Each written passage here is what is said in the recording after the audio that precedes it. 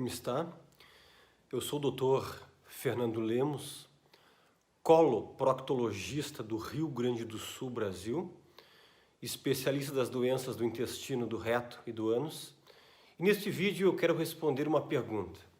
Existe solução ou não para problema de gases e estufamento abdominal, ou barriga inchada, ou o termo técnico distensão abdominal? Será que é possível resolver este problema? Antes de começar o vídeo, eu convido você, que não é ainda inscrito no nosso canal, que não faz parte do nosso time aqui do Planeta Intestino, clica aí onde diz inscrever-se. É totalmente gratuito, não vendemos nenhum tipo de curso, não temos patrocínio nenhum e fazemos questão de não o tê-lo, mesmo recebendo propostas semanais, para não sermos tendenciosos aqui nos nossos vídeos. E o pedido que eu faço como forma de auxílio é você compartilhar esse vídeo. Faça algo para beneficiar alguém. Às vezes o teu compartilhamento vai alcançar pessoas de alguma parte do Brasil ou do mundo que você nem imagina e você está beneficiando essa pessoa, e isso é algo que faz bem para o ser humano, ok? E quem quiser, dá um like, curta esse nosso vídeo, que isso aqui é importante para a nossa pontuação aqui no YouTube, para nós continuarmos fazendo este trabalho que vimos aqui fazendo com o Planeta Intestino. Vamos lá, vamos começar já dando a resposta. Existe solução para problema de gases e estufamento, barriga inchada? A resposta é sim. Porém, eu já digo que tanto a investigação é um quebra-cabeça, como o tratamento é um quebra-cabeça. Se você não colocar todas as peças nos lugares, não existe solução. Por que eu estou fazendo esse vídeo? Sempre os nossos vídeos aqui são induzidos, orientados e solicitados por meus casos clínicos do dia a dia. O que eu recebo de pacientes dizendo: doutor Fernando Lemos, eu estou cansado de tomar Lufital, Flagace, meticona, dimeticona, tomar omeprazol, tomar pantoprazol, e eu estou sempre estufado, eu estou sempre com um monte de gás retido. Tem solução? A resposta é sim, pessoal, existe sim. Mas vamos lá. Na verdade, eu vou tentar ser o mais simplista possível e mais genérico possível, ok? Para ficar fácil o entendimento, porque se eu fosse detalhar cada caso que pode causar gases, distensão abdominal, eu ia ter que fazer no mínimo uns 2 a 3 vídeos, de umas 3 a 4 horas cada um, e não estou exagerando. Ok? Então assim, eu vou dar essas dicas iniciais para vocês aqui, para cada pessoa que está me assistindo procurar um especialista e através dessas minhas orientações poder achar a solução para o teu problema, ou talvez aquela peça no quebra-cabeça, como eu citei no início, que está faltando, ok? Toda pessoa que chega para mim e diz que está com problema de gases e estufamento, eu na minha mente, no meu raciocínio, já começo a fazer uma investigação. Será que esse problema de gases e estufamento é um problema digestivo alto, do umbigo para cima, que refere-se a problema do trato digestivo alto, problema de esôfago, estômago, vias biliares, que inclui fígado, vesícula ou pâncreas? Ou será que o problema é do trato digestivo baixo, eu citaria do umbigo para baixo, parte intestinal, parte da parte terminal do intestino delgado e do cólon? Então, essa diferenciação é interessante dependendo da história clínica. Já vai me orientar para que lado que eu tenho que ir a minha investigação. Mas, em suma, primeira coisa que eu peço, porque o paciente muitas vezes chega achando que eu vou já dar um tratamento na primeira consulta, e muitas vezes, ou na maior parte das vezes, o paciente já passou por vários médicos para depois chegar no especialista, e ele quer chegar que eu dê soluções mágicas, e não existe. Nós temos que começar uma investigação. O que eu começo de início? Dando já uma dica para você.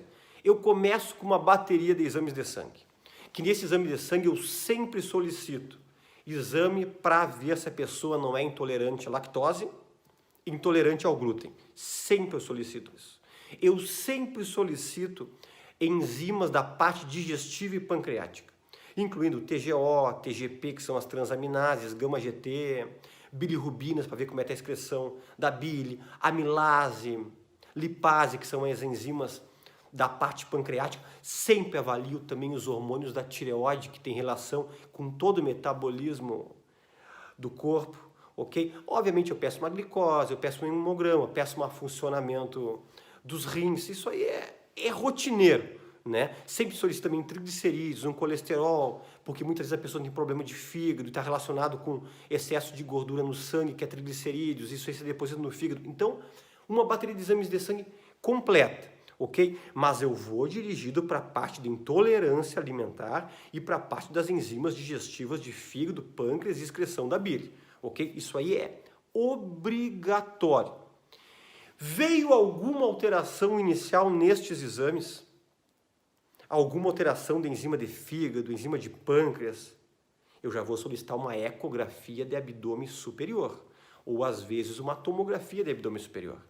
A pessoa me relata que tem muitos sintomas de refluxo, azia, queimação, boca sempre amarga, ou disfagia, que é dificuldade de engolir, ou uma sensação de que parece que tem algo trancado no pescoço. Eu sempre solicito uma endoscopia digestiva alta, porque toda essa investigação, dependendo da patologia, é causador sim de gases e abdômen distendido, barriga inchada. Por exemplo, vamos citar alguns exemplos aí? Vamos lá. Paciente que tem pedra na vesícula, tem uma discinesia biliar, esvazia mal a bile. A pessoa vai ter, associado com outras coisas, pode ter dor, pode ter vômitos, pode ter aquela dor embaixo da costela do lado direito, mas uma das queixas que pode ser só muitos gases. Hoje eu tive um caso no consultório de um paciente que estava investigando para a parte gástrica e ele não tinha dor nem náusea, era só queixa de estufamento na parte superior do abdômen. Exame, colecistite calculosa, uma inflamação na vesícula com um cálculozinho dentro. Esse é o problema do gases desse paciente. Nunca esqueça que a medicina não é matemática. Não quer dizer que 1 mais 1 é 2. Ah, a pedra na vesícula tem que ter dor e tem que ter vômito. Não, muitas vezes não tem. Muitos pacientes vão diagnosticar e vejo que tem gordura no fígado, esteatose hepática. Grau 1, grau 2, grau 3. E isso aí pode gerar gases.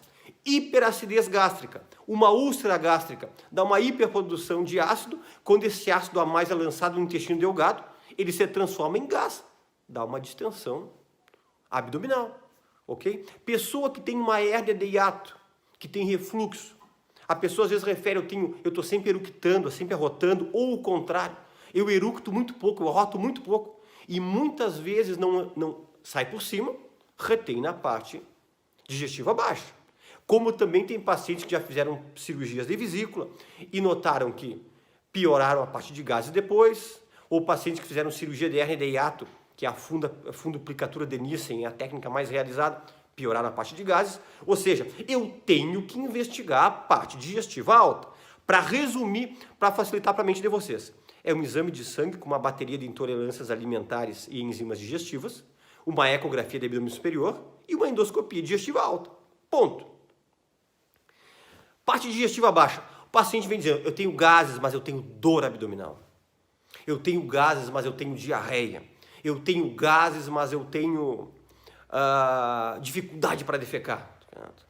Aí já muda a figura. Geralmente essa retenção de gases tem relação com o trato digestivo mais baixo. E muitas vezes, independente da idade, eu já peço uma videocolonoscopia para investigar o intestino. E se eu tenho alguma suspeita da parte do intestino delgado, eu gosto muito de solicitar uma enterorressonância, que é para ver com detalhes o intestino delgado. Porque dentro desse contexto de gases, o que eu tenho que ver? Se a pessoa não tem divertículos, se a pessoa não tem uma doença de Crohn, se a pessoa não tem uma retocolite ulcerativa, se a pessoa não tem uma angulação na parte do sigmoide, chamado sigmoidocele, que o intestino grosso fica muito redundante, muito dobrado, como se fosse uma barriga, que dificulta a eliminação de fezes e de gases. Porque cada um desses diagnósticos, o tratamento será distinto. Como tem pessoas que são só constipadas, ou da parte genética, ou com algum problema anatômico do intestino, que como tem dificuldade de eliminar fezes, tem dificuldade de eliminar gases. Então, muitas vezes, apenas com um tratamento da parte intestinal, ou melhor, eu organizo o funcionamento do intestino, a pessoa vai defecar melhor e a pessoa vai eliminar os gases que estão retidos. E isso aí melhora. Então, vocês conseguiram ver que é um quebra-cabeça? Eu tenho que examinar a parte de estômago, a parte de via biliar, a parte de intestino delgado, a parte de intestino grosso, muitas vezes a parte de reto, ok? Então, isso aí faz parte da investigação para você que tem problema de gases e você que tem problema de estufamento abdominal, ok?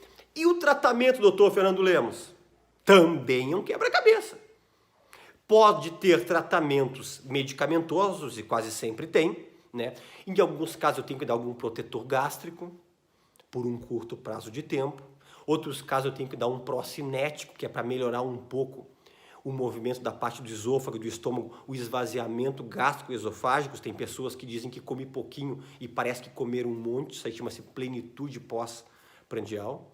Muitos pacientes que têm problema de gordura no fígado ou mau esvaziamento da parte da bile, eu tenho que dar algum hépato protetor. Muitos casos que têm excesso de triglicerídeos que se depositam no fígado, eu tenho que dar remédio para baixar os triglicerídeos. Paciente constipado, eu tenho que fazer um tratamento com lubrificante intestinal. E em alguns outros casos, eu tenho que investigar para ver se não tenho que dar algum tipo de laxativo para a parte baixa do reto, para esvaziar a parte final do reto por um curto período de tempo. Medicamentos. Outros casos, o paciente tem uma síndrome do intestino irritável, associado com gases e com dor. Eu tenho que dar medicamentos para a parte desse síndrome do intestino irritável, independente se é o brometo de etilônio, se é o pinavério, se é a trimebutina, independente se é um tratamento para a parte de doença inflamatória intestinal e às vezes divertículos que eu tenho que usar uma mesalazina. Ou seja, dentro desse tratamento, desse quebra-cabeça do tratamento para a parte de gases, tem sim a parte medicamentosa. Tem muitos médicos, que eu digo que são os médicos da moda, que querem tirar a medicação da parte do tratamento, eles estão equivocados, eles não são especialistas no assunto. E o paciente pode até melhorar um pouco no início, mas depois não melhoram mais. Tem que ter uma parte medicamentosa, com medicamentos que obviamente não vão fazer mal para a tua parte digestiva, né? E por curto período de tempo, ok? Um detalhe. Segundo detalhe, cuidados alimentares. Paciente que tem excesso de gases, tem alguns alimentos que não devem ser ingeridos. Por exemplo, se você é intolerante à lactose, e você tem que entender que a intolerância à lactose, a maior parte é adquirida, surge depois dos 38 ou 40 anos, então não fica dizendo assim, eu sempre tomei leite na minha vida. Pode ser que você se tornou intolerante à lactose, você tem que abandonar a lactose. Cuidado com verduras muito folhosas, que os pacientes adoram me dizer, mas doutor, não é verdura. Mas para quem tem gases, não é uma digestão muito lenta, uma fermentação muito intensa, então você tem que cuidar couve, tem que cuidar repolho, tem que cuidar excesso de brócolis, tem que cuidar extrato de tomate, molho de tomate, salame, linguiça, suco de uva integral, que é muito bom para a parte cardíaca, mas para quem tem estufamento não é bom. Excesso de vinho, cuidar cerveja, pessoa que é tabagista, que fuma, tem que ter muito cuidado, pipoca, amendoim, sementes de frutas, tem que evitar que tudo isso aí causa um estufamento, ok? Então, alguns tipos de alimentos que você tem que cuidar. Eu citei aqui apenas alguns para o teu entendimento, tá? Outra coisa, muitos casos, na maior parte dos casos, para quem tem problema de gases e estufamentos, geralmente tem alguma doença na microbiota intestinal. Então, eu tenho que repor algum probiótico. Tem um vídeo que eu falo por que eu uso probióticos diariamente. Quem não assistiu, assista. Também tem que organizar isso aí, porque pode estar uma fermentação excessiva, porque você está com mais bactérias maléficas do que benéficas, e esse desequilíbrio pode gerar gases, ok?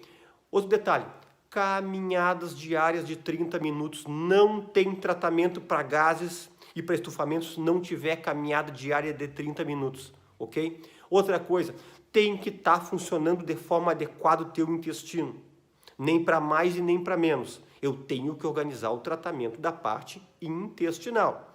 Outra coisa, tem que melhorar a parte da mastigação. Mastigar no mínimo 5 vezes, antes de engolir. Digestão começa na boca.